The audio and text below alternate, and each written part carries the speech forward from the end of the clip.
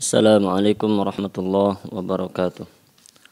Innal hamdalillah nahmaduhu wa nasta'inuhu wa nastaghfiruh wa na'udzu billahi min shururi anfusina wa sayyiati a'malina. May yahdihillahu fala mudilla lahu wa may yudlil fala hadiya lahu. Asyhadu an la ilaha illallah wahdahu la syarika lahu wa asyhadu anna Muhammadan 'abduhu wa rasuluh. قال الله تعالى يا أيها الذين آمنوا اتقوا الله حق تقاته ولا تموتن إلا وأنتم مسلمون اللهم صل وسلم وزد وبارك على نبينا محمد وعلى آله وأصحابه أجمعين. Kaum muslimin dan muslimah, para jamaah yang dirahmati oleh Allah Subhanahu wa taala. Alhamdulillah, mari senantiasa bersyukur kepada Allah Subhanahu wa taala atas limpahan karunia dan nikmat yang terus-menerus diberikan kepada kita semuanya. Pada pagi yang berbahagia ini kita kembali diberi kesempatan dan kekuatan untuk bersama-sama melanjutkan pembahasan kita tentang tafsir juz amma, tafsir surat-surat yang ada di juz 30. Maka kita berdoa kepada Allah Subhanahu wa taala, semoga usaha kita untuk belajar ini diterima oleh Allah Subhanahu wa taala sebagai amal soleh. Begitu pula semoga usaha kita untuk belajar ini membuahkan ilmu yang bermanfaat untuk diri kita masing-masing dan kaum muslimin pada umumnya.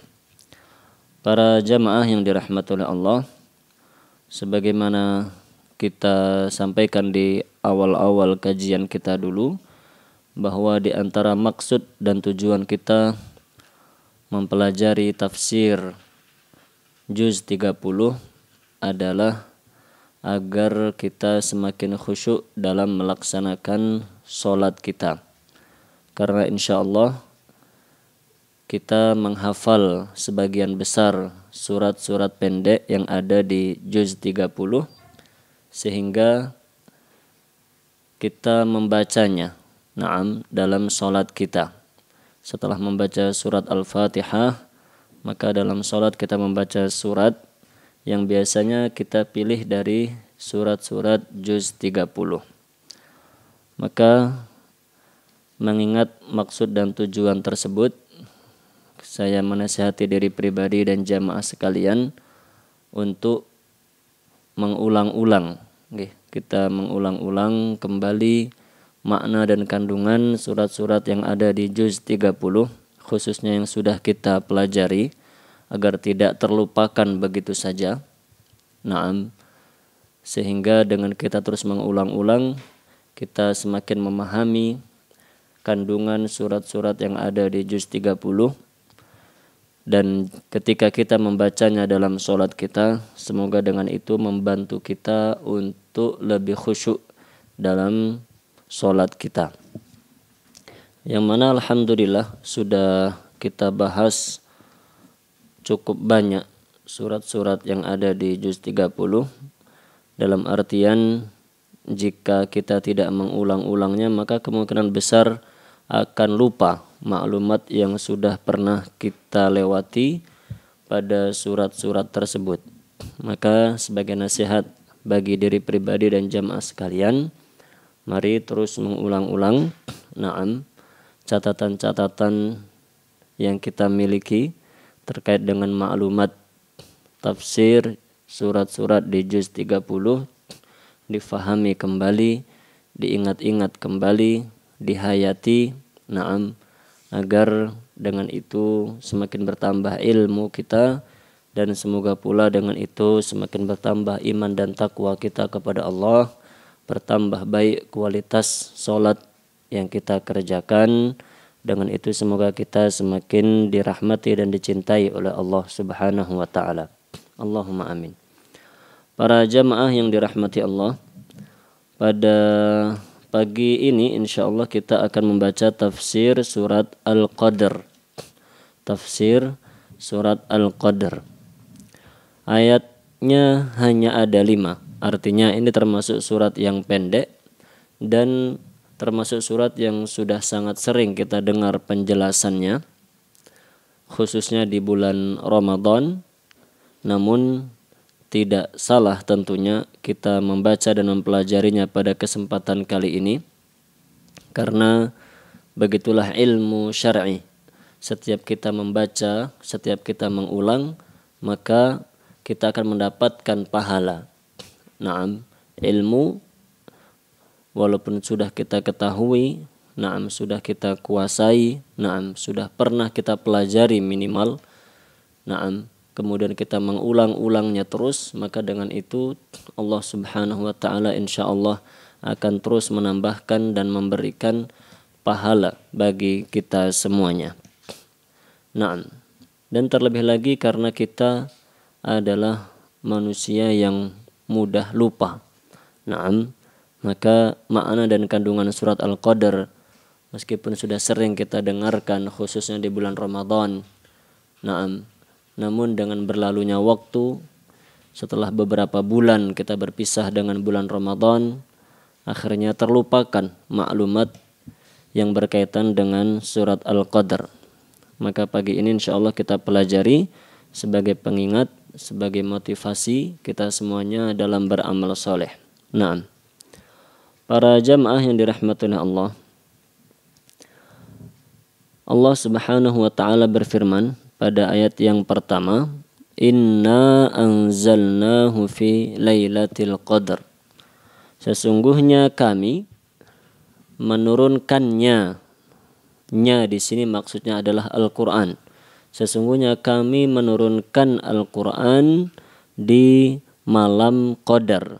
Di malam Qadar atau bahasa kitanya malam Lailatul Qadar. Di sini Syekh Utsaimin rahimahullahu taala pertama-tama menjelaskan tentang firman Allah, Inna anzalnahu. Sesungguhnya kami menurunkan Al-Qur'an. Yang dimaksud dengan kami di sini adalah Allah Subhanahu wa taala. Allah adalah zat yang Maha Esa, Maha Tunggal, satu-satunya zat yang Maha Kuasa dan tidak ada selain Allah Subhanahu wa taala yang berkuasa.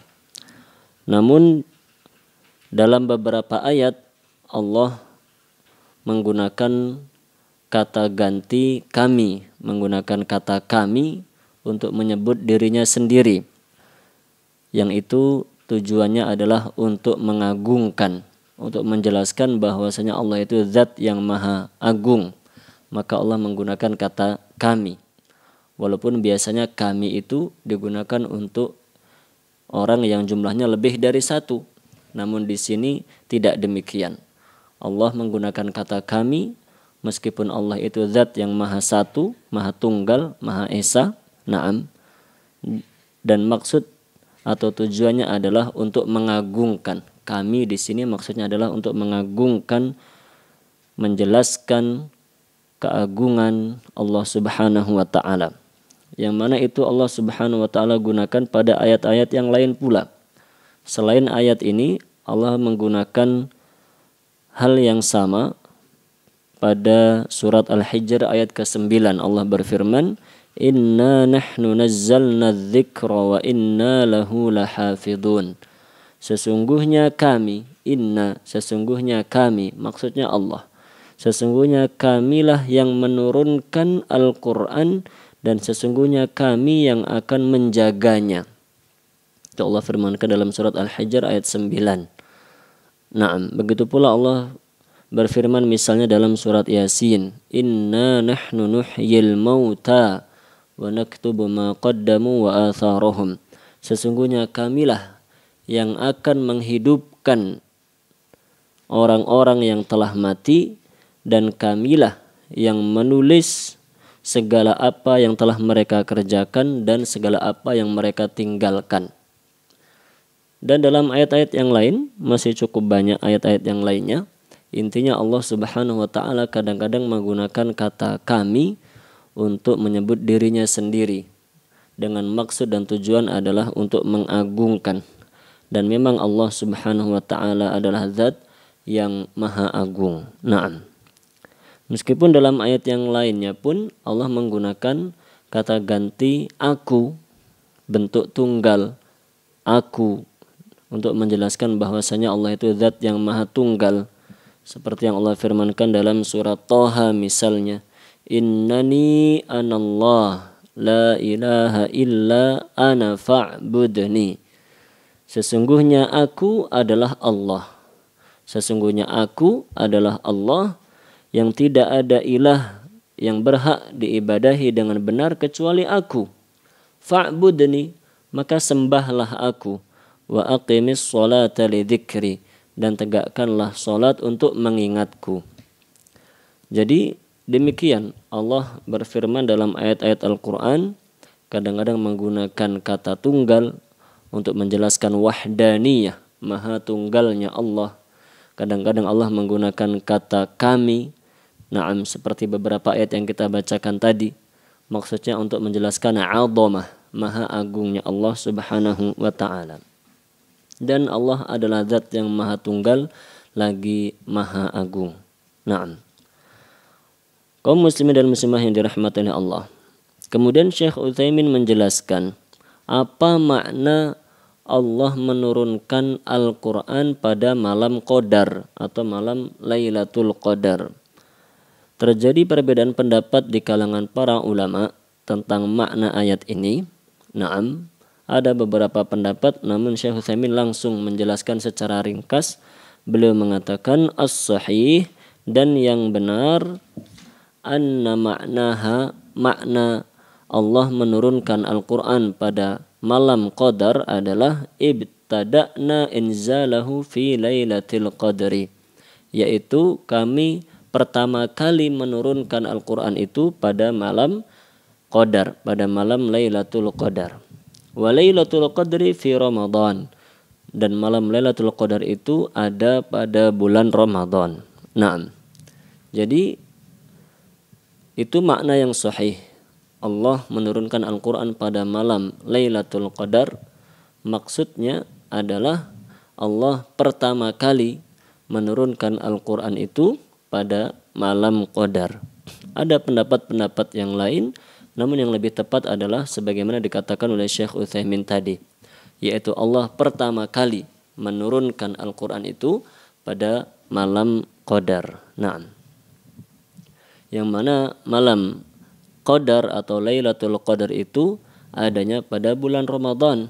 Nah, hal itu sesuai dengan firman Allah Subhanahu wa taala dalam surat Al-Baqarah ayat 185. Syahrul Ramadan alladzi unzila fihi al-Qur'an. Bulan Ramadan yang di dalamnya Allah menurunkan Al-Qur'an. Hudal linnas, sebagai petunjuk bagi manusia, wa bayyinatin minal huda wal furqan, dan penjelas bagi petunjuk itu serta pembeda antara kebaikan dengan keburukan, kebenaran dengan kebatilan. Naam. Jadi kata Syekh Utsaimin rahimahullahu taala, ketika Allah Subhanahu wa taala berfirman pada ayat pertama surat Al-Qadar ini, kami menurunkan Al-Qur'an pada malam Qadar, pada malam Lailatul Qadar. Kemudian dalam surat Al-Baqarah Allah mengatakan bulan Ramadan adalah bulan diturunkannya Al-Qur'an.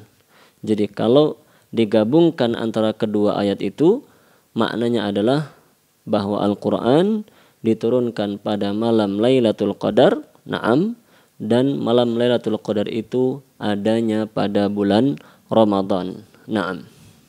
Sebagaimana kita memaklumi hal tersebut insyaallah. Namun yang dimaksudkan oleh Syekh Utsaimin di sini adalah beliau ingin memberi bantahan kepada sebagian kaum muslimin yang meyakini bahwa Lailatul Qadar itu adanya pada malam nisfu Sya'ban, malam pertengahan bulan Sya'ban.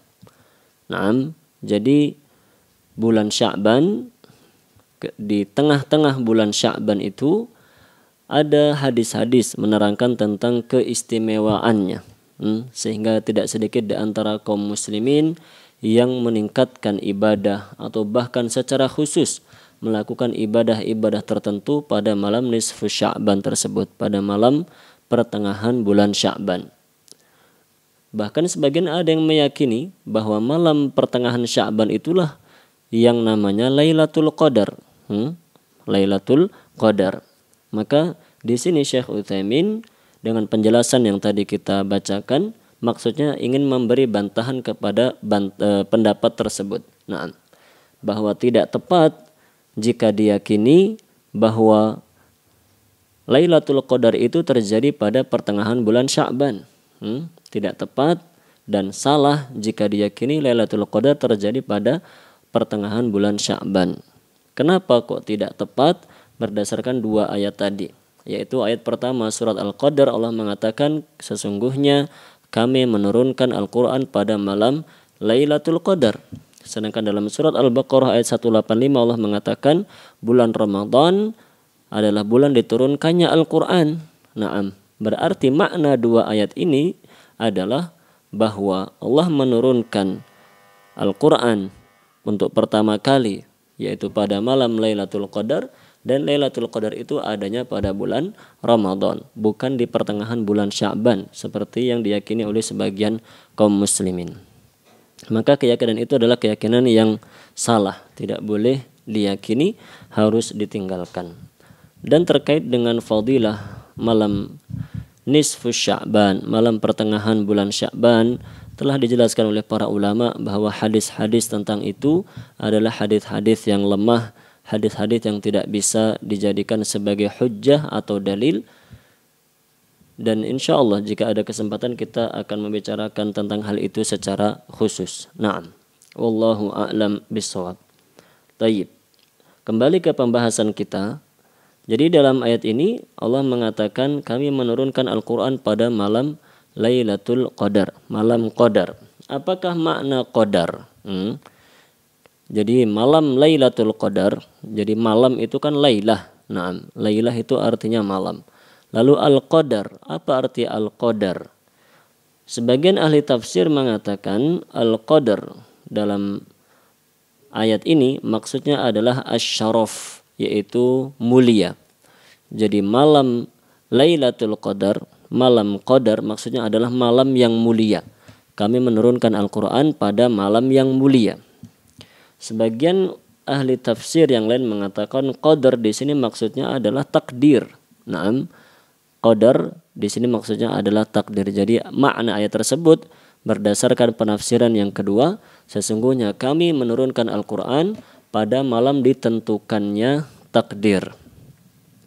Yang mana makna kedua ini berkesesuaian dengan firman Allah dalam surat Ad-Dukhan ayat 3 dan 4, di mana Allah berfirman, Inna anzalnahu fi lailatin mubarakah.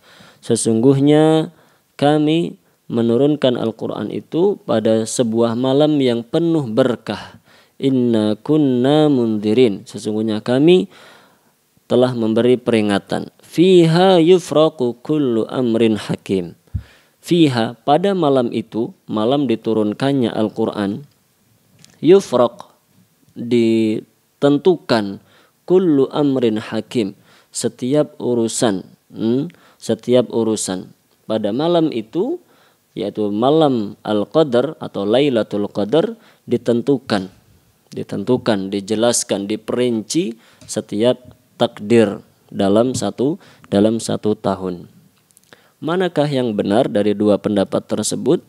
Syekh Utsaimin mengatakan was-sahih annahu syamilun lil ma'nayain, dan yang lebih tepat bahwa yang disebut dengan malam Qadar atau Lailatul Qadar itu mencakup dua makna tersebut. Baik dikatakan bahwa Lailatul Qadar artinya malam yang mulia, na'am, ataupun dikatakan bahwa Lailatul Qadar artinya malam ditentukannya takdir selama 1 tahun, maka dua-duanya betul dan tidak saling bertentangan. Na'am, Syekh Utsaimin mengatakan was-sahih annahu syamilun lil ma'nayain, yang lebih tepat itu mencakup kedua makna tersebut. Falailatul Qadri la syakka annaha dzatu qadrin 'azim. Malam Qadar itu tidak diragukan lagi adalah malam yang memiliki kemuliaan yang tinggi, wa syarafin kabir, kedudukan yang mulia, wa annahu yuqaddaru fiha ma yakunu fi tilkas sanah, dan pada malam Qadar itulah, pada malam Lailatul Qadar itulah ditentukan takdir selama 1 tahun. Minal ihya, baik menghidupkan, maksudnya tentang kelahiran anak, wal imatah maupun tentang kematian, wal arzaq takdir tentang rezeki, wa ghairi dzalika. Naam, dan yang lain sebagainya. Kaum muslimin dan muslimah yang dirahmati Allah, itulah tafsir dan penjelasan ayat yang pertama. Jadi intinya Allah menyampaikan, Allah menurunkan Al-Quran pada malam Qadar atau Lailatul Qadar, yang itu terjadi pada bulan Ramadan. Naam, tidak pada bulan-bulan yang lainnya. Dan makna Qadar adalah malam yang mulia, dan pada malam itulah ditentukan takdir selama 1 tahun oleh Allah Subhanahu wa ta'ala. Naam. Kemudian pada ayat yang kedua Allah Subhanahu wa ta'ala berfirman, "Wa ma adraka ma Lailatul Qadar." Dan tahukah kamu apakah malam Lailatul Qadar itu? Tahukah kamu apakah Lailatul Qadar itu? Kita telah membaca beberapa surat, atau kita telah melewati surat Al-Qari'ah kalau tidak salah, yang dalam surat itu juga ada ayat yang polanya mirip dengan ini, yaitu Allah berfirman Al-Qari'ah, hari kiamat. Mal Qari'ah, apakah hari kiamat itu? Wa ma adraka mal Qari'ah, dan tahukah kamu apakah hari kiamat itu?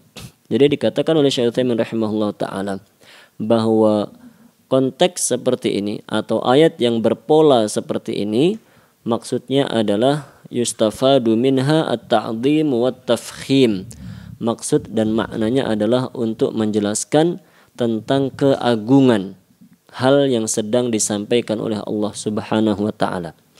Jadi ketika Allah mengatakan tahukah kamu demikian dan demikian, tahukah kamu demikian dan demikian, itu adalah isyarat dari Allah Subhanahu wa ta'ala bahwa hal yang sedang Allah sampaikan, Allah firmankan, itu adalah hal yang sangat agung sehingga harus diperhatikan. Nah, contohnya dalam ayat ini, sesungguhnya kami menurunkan Al-Quran pada malam Lailatul Qadar. Nah, Allah mengatakan setelah itu, tahukah kamu apa malam Lailatul Qadar? Kenapa Allah berfirman demikian? Kata Syekh Utsaimin, maksudnya adalah untuk menjelaskan bahwa Lailatul Qadar itu malam yang agung, malam yang mulia. Untuk menjelaskan keagungannya Allah menggunakan redaksi seperti tadi, yang itu Allah gunakan tadi dalam surat Al-Qari'ah. Tahukah kamu apakah hari kiamat itu? Begitu pula dalam surat Al-Haqqah, Allah berfirman Al-Haqqatu mal-Haqqah wa ma adraka mal-Haqqah. Hari kiamat, apakah hari kiamat itu? Dan tahukah kamu apa hari kiamat itu? Dalam surat yang lain pula, dalam surat Al-Infitar misalnya, Allah berfirman wa ma adraka ma yaumuddin. Dan tahukah kamu apakah hari pembalasan itu? Tsumma ma adraka ma yaumuddin. Kemudian tahukah kamu apakah hari pembalasan itu? Jadi yang seperti ini bukan Allah sedang bertanya karena Allah tidak tahu. Justru sebaliknya, Allah sangat-sangat mengetahui tentang apa yang sedang disampaikan kepada kita. Nah, untuk menarik perhatian kita agar kita mendengarkan dengan seksama, Allah menggunakan redaksi demikian. Tahukah kamu yang disebut dengan Lailatul Qadar? Tahukah kamu apakah itu hari pembalasan? Tahukah kamu apakah itu hari kiamat? Dengan begitu Allah berharap agar kita mau mendengarkan, karena yang akan Allah sampaikan adalah hal yang sangat agung. Naam. Allah berfirman setelah itu pada ayat yang ketiga, Lailatul Qadri khairum min alfi syahr. Lailatul Qadar itu lebih baik daripada 1000 bulan. Maksudnya lebih baik dari 1000 bulan yang tidak ada malam qadarnya. Saya ulangi, jadi Lailatul Qadar, 1 malam Qadar itu lebih baik daripada 1000 bulan yang tidak ada Lailatul Qadarnya. Naam. Di sini Syekh Utsaimin mengatakan wal muradu bil khairiyah huna, maksud lebih baik dari 1000 bulan di sini adalah thawabul amali fiha, yaitu pahala yang Allah berikan pada malam itu. Pahala atas kebaikan, atas amal soleh yang dikerjakan pada malam itu. Wa ma yunzilullahu ta'ala fiha minal khairi wal barakah ala hadhil ummah, dan begitu banyak kebaikan serta keberkahan yang Allah turunkan bagi umat ini pada malam Lailatul Qadar. Walidzalik, oleh karena itu, man qamaha imanan wa ihtisaban ghufira lahu ma taqaddama min dhanbihi. Siapa saja yang berdiri pada malam itu, maksudnya berdiri untuk beribadah, terjaga, terbangun, tidak tidur pada malam itu untuk beramal soleh atas dasar iman dan mengharap pahala dari Allah, akan diampuni dosa-dosanya yang telah lalu. Naam. Jadi para jamaah yang dirahmati Allah, setelah pada ayat kedua tadi Allah menarik perhatian kita. Tahukah kamu apakah malam Lailatul Qadar itu? Allah menjawab di sini dengan jawaban yang begitu luar biasa, menjelaskan dengan penjelasan yang begitu luar biasa bahwa Lailatul Qadar adalah sebuah malam, adalah satu malam saja yang kebaikannya melebihi, mengungguli 1000 bulan yang tidak ada malam qadarnya, tidak ada malam Lailatul Qadarnya. Naam, Masya Allah. Oleh karenanya kita betul-betul diperintahkan ketika kita bertemu dengan bulan Ramadan, betul-betul diperintahkan untuk bersungguh-sungguh mencari kebaikan, mengamalkan segala amal soleh yang bisa kita kerjakan pada malam Qadar, karena begitu besar keistimewaan dan pahala yang disiapkan oleh Allah Subhanahu wa ta'ala. Dan tidak cukup sampai di situ. Allah menjelaskan tentang keistimewaan Lailatul Qadar itu. Bukan hanya Allah sebutkan bahwa dia lebih baik dari 1000 bulan. Tidak. Setelah Allah menjelaskan dia lebih baik dari 1000 bulan, Allah masih menjelaskan keterangan yang lain. Yaitu Allah berfirman, Tanazzalul malaikatu warruhu fiha biizni rabbihim min kulli amr. Tanazzalul malaikah, para malaikat tanazzal, turun. Dari segi bahasa, tanazzal itu artinya turun sedikit demi sedikit. Jadi para malaikat, para penduduk langit, Masya Allah, yang jumlahnya tidak terhingga itu, mereka turun ke dunia, turun ke dunia, turun ke bumi. Tapi turunnya tidak serta-merta semuanya turun begitu, melainkan sedikit demi sedikit. Itu makna tanazzal dalam bahasa Arab. Artinya turun sedikit demi sedikit. Nah, yang mana turunnya malaikat ini menandakan begitu banyaknya keberkahan, begitu banyaknya kebaikan yang dibawa oleh mereka.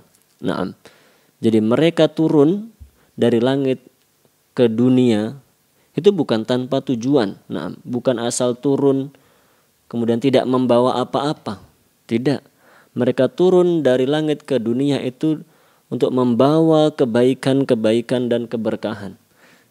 Jika yang turun itu seluruh malaikat, yang mana jumlahnya itu tidak terbatas, sangat-sangat banyak, berarti demikian pula kebaikan serta keberkahan yang ada pada malam itu sangat-sangat banyak, sangat-sangat tidak terbatas kebaikan yang ada pada malam Qadar atau pada Lailatul Qadar itu.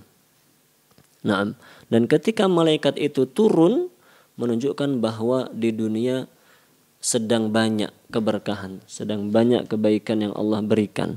Nah, oleh karena itu sebaliknya seperti disebutkan dalam hadis, malaikat itu tidak mau memasuki rumah yang ada gambarnya, gambar yang haram. Begitu pula malaikat tidak mau masuk ke dalam rumah yang ada anjingnya. Itu menunjukkan bahwa di rumah itu tidak ada keberkahan. Makanya malaikat tidak mau masuk. Nah, di sini ketika Allah menerangkan malaikat itu turun dari langit ke bumi, nah, menunjukkan di bumi sedang banyak keberkahan, di bumi sedang banyak kebaikan. Nah, baik yang dibawa oleh mereka ataupun yang langsung diturunkan oleh Allah Subhanahu wa ta'ala. Oleh karenanya mereka turun. Masya Allah. Dan para malaikat tentunya tidak akan turun kecuali dengan izin Allah. Dan ketika Allah mengizinkan mereka turun, Allah memerintahkan mereka turun bukan tanpa maksud dan tujuan. Naam, dengan justru itu menunjukkan akan begitu luar biasanya malam Qadar sampai-sampai para malaikat turun ke dunia. Masya Allah. Warruh, begitu pula ar-ruh. Ar-ruh di sini maksudnya adalah malaikat Jibril alaihi salam. Malaikat Jibril nama lainnya adalah ar-ruh. Naam, dan beliau disebutkan secara khusus dalam ayat ini, padahal beliau termasuk dari golongan malaikat.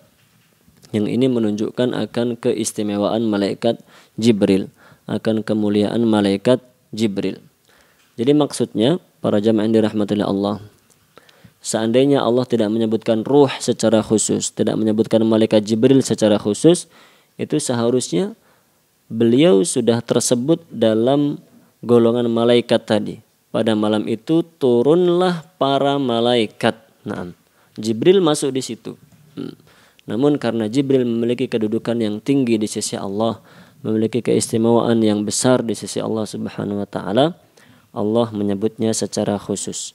Pada malam itu turunlah para malaikat.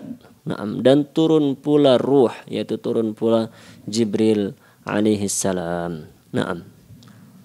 Bi'izni rabbihim, maksudnya adalah bi amrihi, yaitu dengan perintah Allah, atas dasar perintah Allah Subhanahu wa taala.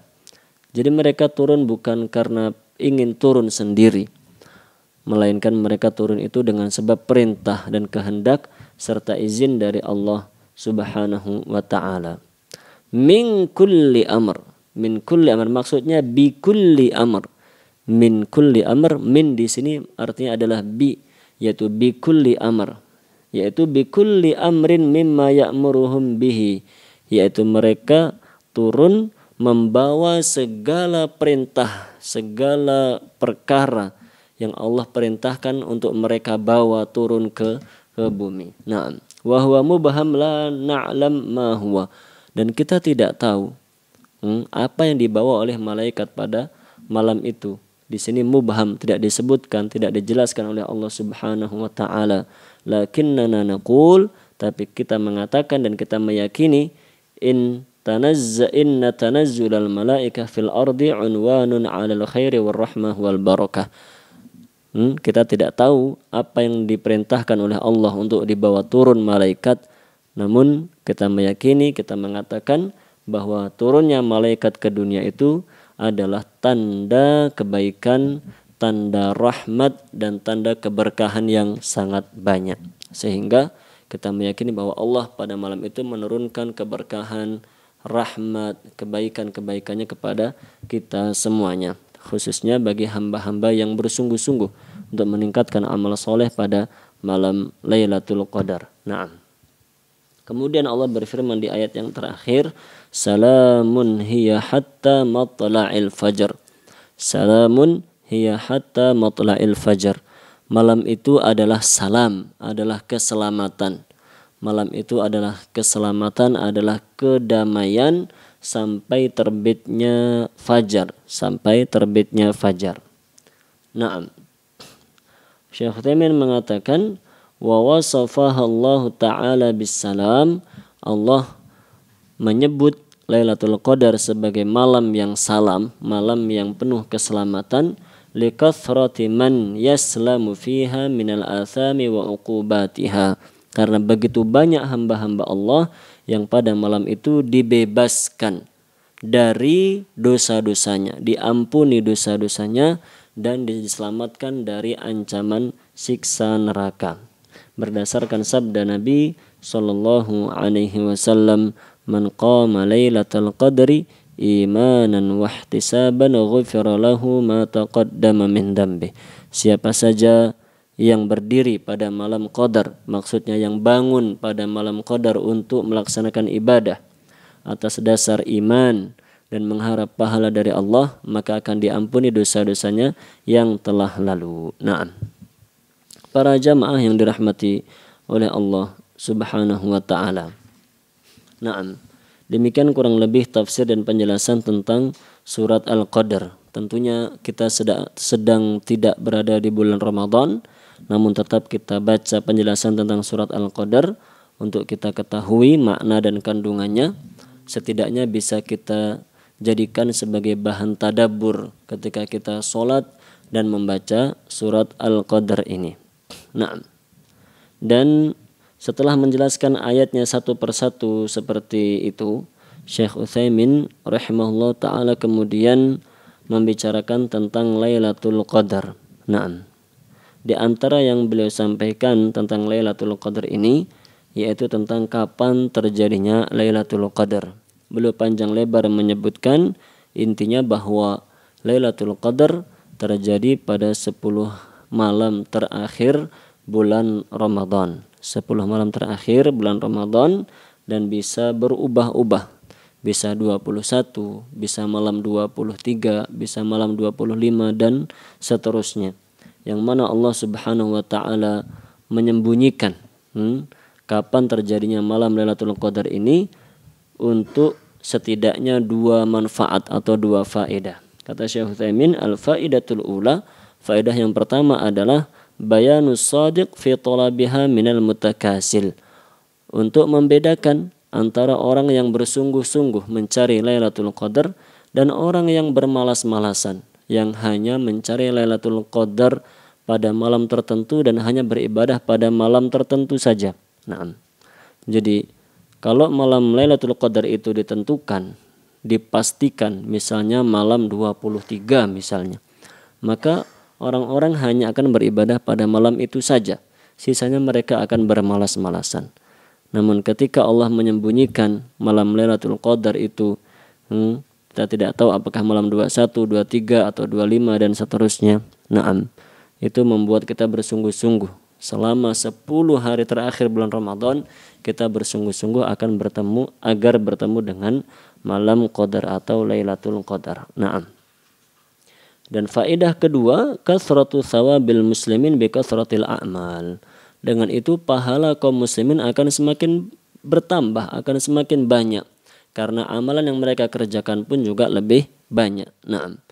Jika malam Lailatul Qadar itu ditentukan malam tertentu, naam, maka kaum muslimin maksimal melaksanakan ibadah 1 malam itu saja. Dan 1 malam tetap waktunya terbatas. Naam, 1 malam waktunya terbatas hanya sekian jam.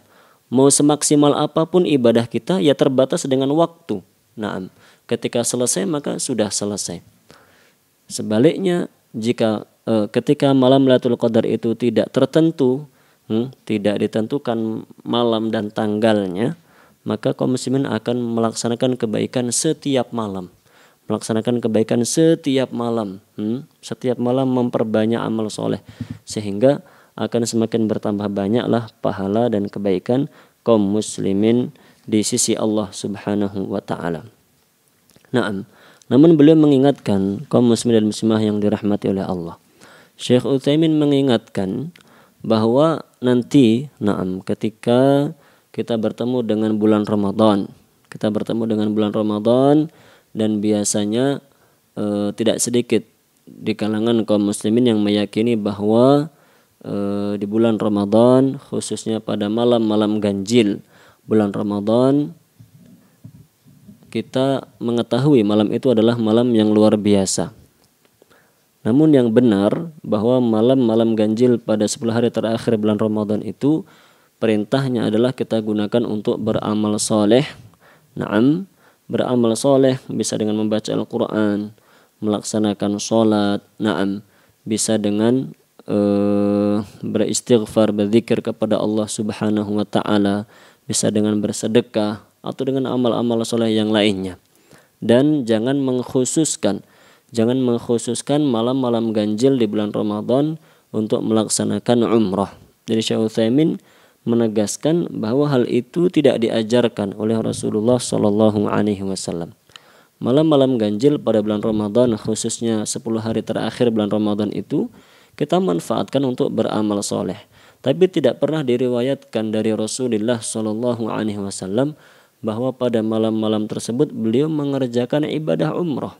Naam, beliau tidak melaksanakan ibadah umrah. Walaupun kita semuanya tahu ibadah umrah itu ibadah yang sangat luar biasa. Naam, kita semuanya tidak meragukannya. Namun itu tidak dilakukan oleh Rasulullah Shallallahu Alaihi Wasallam mengkhususkan malam-malam ganjil pada 10 hari terakhir bulan Ramadan dengan mengerjakan umrah. Itu tidak dilakukan oleh beliau Shallallahu Alaihi Wasallam. Syekh Utsaimin mengatakan, di sini saya bacakan perkataan beliau, wa takhsisu lailati 27 bil umrah minal bid'ah. Termasuk hal-hal yang baru tidak diajarkan oleh Rasulullah sallallahu alaihi wasallam, yaitu mengkhususkan malam 27 Ramadan dengan mengerjakan umrah. Lianna Rasulullah sallallahu alaihi wasallam lam yukhassisha bi umratin fi fi'lihi. Karena Rasulullah sallallahu alaihi wasallam tidak pernah melaksanakan umrah secara khusus pada malam 27 bulan Ramadan. Walam yukhassisha ay lailata 27 bi umrah fi qawlihi. Beliau tidak pernah memerintahkan dalam sabdanya, tidak pernah pula mengerjakannya. Falam ya'tamir lailata 27 min Ramadan ma annahu fi 'amil fathi lailata 27 min Ramadan kana fi Makkah wa lam ya'tamir. Padahal ketika Fathu Makkah, beliau berada di Mekah. Kita tahu beliau tinggalnya di Madinah. Tapi ketika Fathu Makkah terjadi pada bulan Ramadan. Dan pada malam 27, menurut keterangan Syekh Utsaimin, pada malam 27 Ramadan, itu beliau berada di Mekah. Tapi beliau tidak mengerjakan umrah. Beliau yang tinggalnya di Madinah, ketika bulan Ramadan, ketika terjadinya Fathu Makkah, beliau sedang berada di Mekah. Nah, bahkan malam 27 Ramadan beliau berada di Mekah. Tapi beliau tidak mengerjakan umrah secara khusus pada malam 27 tersebut. Walam yaqul lil ummah taharraw lailata 27 bil umrah. Beliau juga tidak memerintahkan kepada kita untuk mencari Lailatul Qadar dengan mengerjakan umrah pada malam 27 Ramadan ini. Wa innama amara an nataharra lailata 27 bil qiyam fiha la bil umrah. Namun beliau memerintahkan kita untuk mencari Lailatul Qadar pada malam 27 dengan mengerjakan amal soleh. Amal soleh apa saja? Mengerjakan sholat, zikir, baca Quran, istighfar. Tidak khusus hanya mengerjakan umrah saja.